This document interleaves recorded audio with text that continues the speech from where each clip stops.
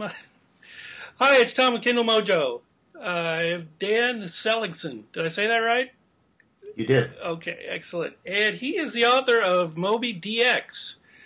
And his profile number, Kindle Mojo profile number is 3004. Welcome, Dan. How you doing today? I'm great. Glad to be here. All right. And so tell us a little bit about your book. It's a science fiction, right? I wouldn't call it quite science fiction. I would call it more literary fiction, a social novel about America today set in Silicon Valley. I like to think of it as Bonfire of the Vanities set in Silicon Valley. Oh, okay. All right. And where did you come up with the idea for this? Well, I've been an entrepreneur, engineer, manager, investor in Silicon Valley for 30 years. And there are things about Silicon Valley that I thought of as novelistic my first day at Intel in 1984. And I thought someone should write a book about it. I never thought it was going to be me. But over the course of time, a number of stories crossed my field of view. And one day, while I was working in biotech, which I'd been doing for several years, where the term DX means diagnostics, the idea of a company named Moby DX popped into my head, and I said, I'm going to write that novel I've been thinking about. So that happened a few years ago, and I started putting the ideas together, and then I couldn't resist the idea of actually writing it all down. Excellent. So let's talk a little bit about your process. How did you prepare to actually start writing the book? Well, as I said, some of these stories had been developing in my mind. There's a lot of history of science here, and there are, I think, wonderful stories about how we came to know the things that we know now and take for granted we knew forever, which of course we didn't. And some of those stories, I think some of those stories are untold or unknown and very interesting. And the proof that they're interesting is that every week people read about these topics, specifically the exploration and exploitation of the human genome. People read about that every week. Millions of people read about that every week in places like the science section in the New York Times. Anyhow, these stories and explaining them to others had really been part of my everyday conversation for a long time. And then there were some other ideas about fraud and cheating and that were interesting to me. And I have a lot of political interests. So these things came together. And I thought that when I thought of this company name, Moby DX, I realized that I could tell a story about someone's self-destructive obsession, which of course is what the 19th century novel is about, and just set that today without really making any reference to Moby Dick. So I thought about that for 30 days, and it got to the point where I couldn't stop thinking about it, and I just decided I had to try to write a first draft. And so I did. I just said, I'm going to try to write a first draft.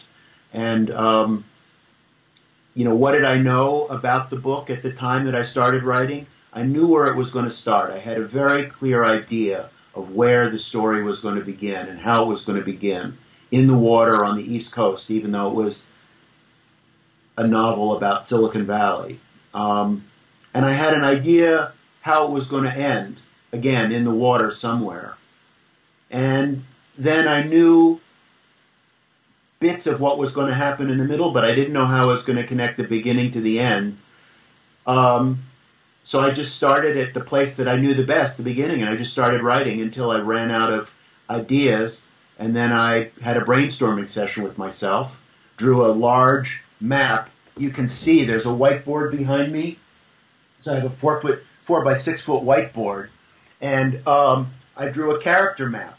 I invented the characters right there on that map, I took a picture of it, I erased it, never looked at it again, and just kept writing, just kept going, made a timeline, started filling in. Okay, all right. So you just basically started writing, and that's I just the point started I'm writing. trying to Apparently, get at. it was there. Apparently, it was there. Yeah, when people ask me that, how can I write a book, I just say, I usually just tell them, just sit down and start writing and see what happens.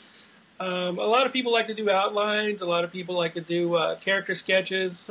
Personally, I'm of the school where none of that's important if you don't have a good story to tell. So, yeah. Well, I thought I did have a good story, and I would get stuck at various moments along the way, and where I did that, when I did get stuck, I would build infrastructure. So I would make a list of prospective chapters, which were like bricks or bricks is too big. They were like little huts, little lodges on the way to the end, and each paragraph was a brick. And so I would make these lists of chapters, and sometimes I would write synopses of blocks of chapters, and just to get the events straight in my mind. And then with that, even if it was only a 300 or 400 word synopsis about what was supposed to happen, then I could write 10 or 20,000 words over the course of the next couple weeks without having to go back to that. And I sort of worked my way through. Okay, and how important is it to you that other people see your work as you're doing it or after you've done it? Is that something that plays into it? Well, after I've done it, surely. I mean, there's nothing more important. I mean, other than my family, there's nothing more important to me right now than my book get read. I mean, nothing to me. So, but on the way, no, I did not show it to anybody until the first draft was done, and I only talked about it with my sister, to whom the book is dedicated. She was very influential and inspirational for me. So, so I wrote the first draft. I may have shown her 1,000 words here, 1,000 words there, but on the way, nothing. And then I had people read it and got tons of valuable feedback. So did the feedback that you got, did that play into the second and third draft? How many drafts did you? Absolutely. There are four. There are 4 drafts. So you took. So you had 4 drafts before you took it to an editor, or tell me about the process.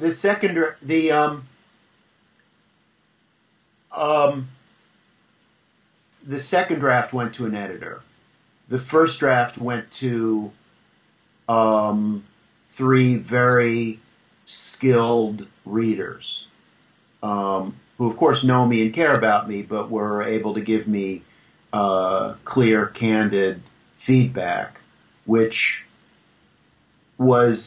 hit the same points as my editor, actually. Okay. Although my editor was more detailed in some ways. Okay, so from the first time you sat down to when you went to print, how many pairs of eyes do you think actually saw the material that you were going to make? I would say 12 people have read it all the way through. Okay. And did you go through a professional editor? I have a developmental editor, I have a legal editor, and I have a copy editor. Okay, so you had 3 editors go through it. Right, for looking for different things. Okay. Looking for different things. And I without any criticism about my copy editor, I abandoned the copy editor about 1/3 of the way through the final draft. And I was getting sufficient feedback from my readers who were giving me the copy edits, and I learned so much from the copy editor in the process of doing the first third of it that I just said, I'm going to do the rest myself, and I'll go faster. It was just, she was very, very good. Very good. But I just wanted to go faster than I could go with her. Okay. And so let's talk a little bit about marketing. Are you doing your own marketing, or how are you getting your book out there? Well, this is absolutely the weak point in my arsenal. I built a website, but I don't have good SEO. I think I have good content. Other people tell me I have good content on it, but I don't have good SEO. It wasn't built well that way. I need to fix that. I developed a mailing list of people I know. A Facebook page. I tweet several times a day. What I need above and beyond all else is reviews by influential people. So I have a small social marketing team in Bangalore that works on trying to get drive traffic to the Facebook page. Also, because the book, let me just digress for a moment. India is a place where there are several important things. First of all, they're crazy about Silicon Valley in India, or at least millions of people, maybe hundreds of millions of people, are really interested in Silicon Valley in India. The narrator is an Indian woman, and several of the scenes take place in Bangalore, as well as other places in South Asia. So there's a real reason why this book fits in India. And my first full-length review is actually from an Indian blogger from earlier this week. And they're working on, that is my little team in Bangalore, is working on getting me more reviews in more visible Indian media. I need to have the same thing done in the United States. I cannot do it myself. I'm reaching out to literally hundreds of writers, readers, influential people, fiction and nonfiction, but I'm having very little success doing it. And whether this is a matter of my temperament or whether it's a matter of my skill or even knowing what to do, I don't know. But I need, amongst the top items on my to-do list is to get a proper publicist for me here. Of course, I'd love to have an agent, but as an unknown fiction writer, I can't get an agent without having an audience first. Exactly. So I need to. So this is the chicken and egg, and I don't. Have you tried to search out beta readers to read and review your book? Search out beta readers only amongst my, only amongst my network. Only through the people I know, through my Facebook page, links like that, and these people or this list of influencers that I have who I know, and I offer them. I'd be very happy to give away thousands of copies of my book to people who would read it. Right. I don't want to give it away to people who aren't going to read it, but sure. I'd be delighted to give it away to anybody because you think of the commitment on their part to read the book; it's enormous. So it's a nothing for me to give it to them if they're going to talk about it. Did you write the book with a specific audience in mind then, or? Yes, I did. And I had them in mind. Whether I correctly targeted them or not, I don't know. But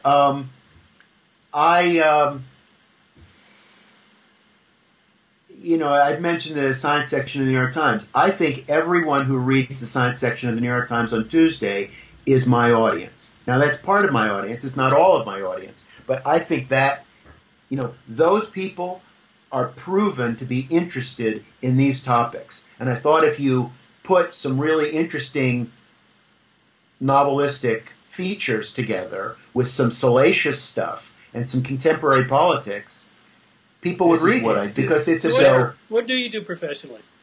Well, now this is what I do, but I have a PhD in physics. I worked at Intel for 17 years, doing a bunch of different technology development, technology planning, and ultimately a startup. So I worked in semiconductor manufacturing, factory design, machine learning, and flat panel displays. Okay, and so I learned a bunch of different things. yeah, so what I'm getting at is that a writer should write about what they know, and it seems like this was your life and something you're very passionate about. So, you care to comment on that? I didn't write about my life, but I wrote about things that I used things that I knew about to write about the fictional lives of these other characters. But it sounds like Silicon Valley was your world, and that's what you wrote about. So absolutely, yeah. Silicon Valley. But I grew up on the East Coast, and I've traveled a fair amount, and so. But in Silicon Valley, people come from all over the world. Sure, that's part of what makes it fun, and so that's why the narrator is an Indian woman, and that's why none of the characters from here started in the book. Started in Silicon Valley. None of them. They all came from just like in the real world. Yeah. So just like in the real world. So right. that's the sense in which it is like. I mean, the book should feel realistic. People have told me, longtime Silicon Valley hands who've read the book and said, Dan, did I miss this thing? I mean, does this happen? And there was talking about, I described events as if they were everyday occurrences that everyone here would know about, and they're just complete fiction. But they sound so real to people who live here. They sound so much like they should happen that they were confused. And that is exactly what I like to occasionally, making stuff up. I guess if you're writing fiction, you're lying, right? So I would say lying. It's more like embellishing. Embellishing. So you're making stuff up. But, you said it, I wasn't going to write Dune. I was going to take this story and set it in a real world. And there are fictional characters who walk amongst real characters. So there are real people who are known, who are in this book, doing the things that they do in real life. And these fictional characters walk through them, touch them, interact with them. And that's supposed to add, that does... I don't want to sound presumptuous. It adds the verisimilitude that you need to make the thing feel real. Sure. It feels real. Well, I think most writers base their work on real people. So, I mean, nothing wrong with that. Right. No, but what I'm saying is Al Gore is in this book. And I set Al Gore in a place where he was, at a meeting where he was. And I have my fictional characters go there and talk to him. And he talks to them like he would have talked to you or me if we had been there in that meeting room in Baltimore. What's next for you? What's your next project? What are you planning on doing after you get this? Well, I have two other novels that I'm cooking, but I'm cooking them only in my head. I wrote some sketches for one in 2008 and put it down. I never thought I'd pick it up again, but now I realize that it's in some ways the sequel to this book, or if not, sequel is not exactly the right word, but the characters from this book will be found in that one. Okay. And I have a second one which I haven't written anything about. But what I have to do now is devote myself to getting this book read. What do you do when you're not writing? Well, I have 3 teenagers. My life, since I started writing this book, since I really started at this full time, has been my kids, 8 hours of bicycling, and somehow writing or stressing out about this book, and nothing else. Where can we find you on the web? Well, the book website is mobydx.com. My blog is blog.mobydx.com. That blog is titled The Silicon Valley Novel. And in that, I try to write about my book, write about other Silicon Valley novels. Do you have anything else you want to add? Yeah, I mean, my thing I want to add is, if you want to read my book, write to me at melvillianpress@gmail.com and I'll send it to you, because that's what I need. I need readers. Okay. All right, Dan. Thanks for being with us today on Kindle Mojo. Maybe we can help you find some readers there. And good luck with your book. Thanks very much. I'm grateful for the opportunity to be here today.